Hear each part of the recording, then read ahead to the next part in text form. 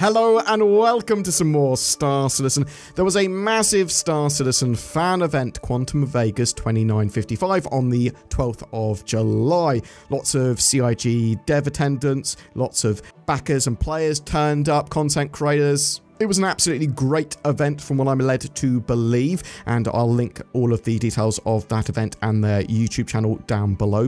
I'm going to be doing a summary of one of the panels that was at that event that have just started to come out now on video. This one is going to be Session 1, Tech and Tools with Sean Tracy, which was an interview, for the most part, with Sean Tracy and a variety of questions asked to him that I believe had come from the audience. They put some questions on paper and then gave it to the host to ask. Background and job. Sean Tracy is CIG's Managing Director of Technical Operations. Along with Benoit and Marco, he runs the entire technical department, engines, tools, networking, everything that isn't part of a dev and feature team. There is a lot of engineers. Sean has been working on Star Citizen for 11 years, since August 2014. Many moons ago, he served in Afghanistan and was injured. While on medical leave, he got into game development. He loves mech games and Mech Warrior. He made the Mech Warrior Living Legends mod and total conversion for Crisis Wars with his brother and various other modders known as Wandering Samurai Studios, and then got an interview at Crytek. Some other modders have actually since continued to run that total conversion, that mod, to this day as well. So it's one of the things that Sean is most proud of. There are now lots of courses, support, online resources for starting a career in game development, engineering, or learning, whatever you want to learn within that sort of sphere, making it easier than ever before to get into, and he encourages people to do that.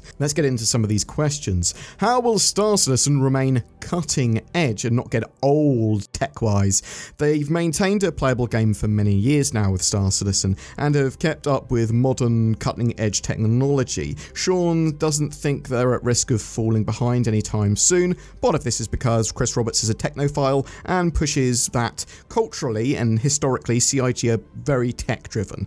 Content-driven releases are a bit more recent, but they sort of temper that with new tech optimizations to keep up with other engines. They keep an eye on Unity and Unreal 5 engines, that sort of stuff. They want to make sure their engine and tools are the best for their needs. They take a lot of ideas from these other engines and other tool sets and then make them fit for purpose within what they want for Squadron and Star Citizen and their tools. The three lateral stuff, for sort of hyper-realistic face rigging and that sort of stuff, CIG branched off into their DNA system, their own system for that. Super new tech demos, like for Unreal 5, particular type of tech for that, or Nanite or Lumen, etc., showcase impressive tech, but CIG are making use of high-level, cutting-edge tech now in a gaming environment that's playable, rather than something that's just you are able to look at now and something that might be in a game in like a few years' time. Chris apparently encourages the use of good ideas from these engines and asks devs that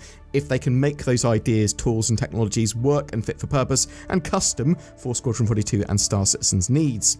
Will you license StarEngine out beyond Star Citizen and Squadron 42? No, they don't have plans for licensing out StarEngine yet anyway, partly because of other obligations might not allow for that. They may, however, license specific tech or tools, or a custom engine maybe, something like that. Things could change in the future, but Sean says he'd argue against licensing out the engine sort of as it is and going, we're a licensing company now, because that requires a huge amount of support. And he's done that before with Crytek, and a lot of what Crytek did was support other people using their engine, and that could become a big focus of the company, and that's not something he really wants. He wants to make games and make Star Citizen and Squadron 42 and continue to do that. StarEngine, is it fit for purpose? It's focused for Squadron 42 and Star Citizen's needs. It's not a generic engine. CIG have devoted over a decade in developing tools and tech for their very specific needs, and only those needs,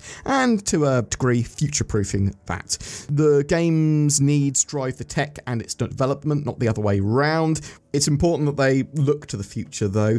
When they build their tools and systems, they need to go, if we're making creatures, we're not just making a sandworm, not just making copions, marek, and starwhales. We're making a huge menagerie of creatures eventually. So they'll have creature tools which they can continue to adapt and add to as needed. Sean sees the engine as fit for purpose, but the tools will continue to need updating for their needs, processors updates, efficiency stuff. They are close to where they need to be for the shipping of Squadron 42 and Star Citizen 1.0.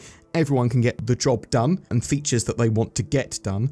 Sean feels good about the engine and tools and how they are now, but there are still loads of things that he also wants to improve with as well, and you can go into specific lists of each individual sort of tool and very easily, but they largely are fit for purpose now for everything they need. Clouds are good was the feeling there, and Sean said most of the credit goes to the German teams. Carson Wenzel is an amazing engineer apparently, and he did the Sky and Time of Day for Crisis and was instrumental in getting those clouds into Star Citizen. Theaters of War! What's happening with Theaters of War? What's going on with that? Theaters of War has been subsumed into Star Citizen. The Hathor mining laser, buildings, lots of stuff like that is now in the Persistent Universe and was originally from Theaters of War. It's part of the PU. They have even released the Crossroads of Crime map. That was the map that they had for Theaters of War for Arena Commander. It's possible they will take a small team in the future and finish it, or bring something similar to Arena Commander in the future. Sean had wanted to do that and expected to get on with that a lot sooner though, but Theaters of War effectively in the Persistent Universe, and map gameplay is now available in the Persistent Universe and will continue to expand. Spectrum and in-game integration. He said there might be something like a Spectrum overlay like you have with Steam games for being able to do social stuff, organization stuff, and be able to see Spectrum and the RSI website and stuff like that while you're still in-game effectively. A system that connects social gameplay and organization both in and out of game. That we're still working on that. But I liked what Sean was implying with a Spectrum overlay that apparently had been talked about previously. Paint system. Their pipeline allows for rapid creation of paints and tints now on the developer's side. Sean thinks a more forward-facing player custom ship painter would be significantly hard to do. It would take some doing, it'd be pretty tough. So it doesn't sound like they're working on that at the moment, if there will be a custom ship painter, but I'm hoping that we have a relatively custom experience for being able to colour our ship and skin our ship the way we want in the future. Space game revival. Obviously, lots of space games over the last decade. Sean thinks that Star Citizen's trajectory is great and hits all the right notes. It's what a lot of the other games are trying to hit or have tried to hit, and they have already stood the test of time because the game has been available to play for quite a while and the best is yet to come. In regards to AI, VR and other tech, VR is something that they want in-game. It's not currently a priority, though he did mention he thinks there are some tests in the next month or two planned. The engine technically natively supported or supports VR, though it would require some work to get into a usable, good state for Star Citizen or Squadron. Dual rendering for VR as well, that's twice as resource intensive because you've got to render it twice to get it in stereo, basically for your eyes. Sean thinks there is going to be a massive unification of engines in the industry in general. AI-wise, they're going to keep an eye on it. It's the biggest disruptor in the industry they've had for many years. It might be useful for tools and for info and data searching. For them, AI tools for managing large data sets might be really, really good. NPCs and wildlines. He was talking about long-form conversations and longer-form conversations than just wildlines with NPCs. Sean says he's seen it working as well. Squadron 42 and Star Citizen kind of needs that, or at least Squadron 42 very much so. I believe that there's quite a lot going on in Squadron 42 with wildlines and NPCs talking. They've got hours and hours and hours of audio for that. Sean talked about if you want an AI voice line approach, something driven by a language model, you'd need something super efficient because you don't want your GPU and memory to just be big portions of that being used for just that AI language model or whatever. You'd maybe need the CPU to make use of it. Things like a Mobigas assistant, adverts, and loads of other things are possible in the future. So this is interesting. So they talked a bit about Genesis and, well, more specifically, Planet Tech V5. Sean said Planet Tech V5 might have like a big drop. They're working on it at the moment, but as far as I'm aware, Genesis-wise, which Planet Tech V5 technically is part of, like weather, will be dropped in slowly bit by bit. So it's possible he's talking about Planet Generation or something specific to Planet Tech V5 or Planet Tech V5 as a whole in a way that I hadn't seen it. But as far as I was aware, a lot of the Planet Tech and Genesis stuff will be dropped in slowly. Obviously, we've had dynamic rain recently. They're putting dynamic snow and snow weather in 4.3, stuff like that. Remote controls for garage doors and ships. Sean said they could actually do that now, and he said that he'd like a mobiGlass app for opening and locking your ship, that sort of stuff. I assume also bringing down your elevator, whatever. It's probably just a matter of time before that comes in.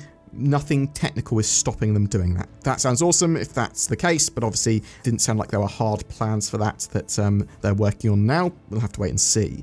Technical challenges. Server meshing was something that Sean wasn't really part of, but he was very impressed with the solution, and he saw it as like the last major part of the puzzle for Star Citizen to be able to get it into, yeah, this is going to be an MMO, this is going to work. DNA, that DNA system for building characters and making realistic looking characters, is something that Sean is very, very excited about, and he was involved with. Player customization, NPC generation, making believable, unique looking faces using lots of different parts, lots of different DNA of a lot of different people is pretty awesome. There's still more to do with that. Obviously, they're adding more faces in, but they also want to refine the tools and those systems even more. There are more of these panels that will be coming out, so go check out the Quantum Vegas YouTube channel. I'll chuck that in the description down below. I'll also try and get a summary up of some of that information and give a bit more context to it where possible. Hopefully Quantum Vegas will do a yearly event as well, and there are a load of other Star Citizens and these events around the globe, and they come out with great information when CIG attend them, so really looking forward to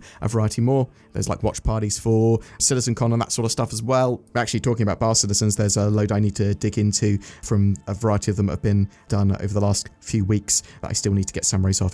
If you liked what we were talking about today, you've got more questions, you know something that I don't, which is probably quite likely about Star Citizen's development, chuck it in down below. Tell me what you think of Star Citizen's engine. Do you think it's going to remain cutting edge, or is it old already? Do you like the idea of them maybe using AI for certain things in the future? Do you like them subsuming Theaters of War into the persistent universe, or do you think, well, actually, no, I do want them to work on getting Theaters of War out effectively separately as part of Arena Commander? In that kind of battlefield style, team v team kind of objective based shooter. Whatever your thoughts or questions, comments below. Thanks very much for watching. Something that you might like to do is go to the links down below. Oh, what's that? There's a NordVPN link. You go to nordvpn.com/BoredGamer or use the links below. Get a big discount on NordVPN, and you get NordVPN, which will give you better accessibility, security, and privacy on the interwebs. Why wouldn't you do that? It's so good.